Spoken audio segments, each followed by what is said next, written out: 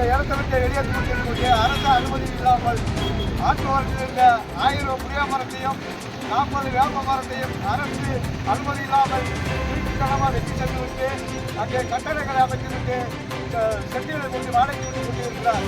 எங்களுடைய தமிழகத்தில் சமைக்க விடாமலும் அதே போல தண்ணீரை போட்டு பாட்டிலை உடைத்து விட்டும் தண்ணி காயப்போட சமையல் கிழிச்சி தரைவிட்டு எங்களுடைய வாழ்வாதாரத்தை பாதித்துக் கொண்டிருக்கிறார். நாங்கள் 150 ஆண்டுகளாக வேலை செய்ய இடத்துக்கு அரசு அனுமதி கொடுத்து படித்துறையும் குடிவைப்பாறை கட்டுவதற்கு அரசு அனுமதி கொடுத்தோம். வெற்றி பட்டியலிருந்து 15 லட்சம் ரூபாய் நிதி ஒதுக்கீட்டு வேதாந்தத்துக்கு ஒப்படைத்தோம்.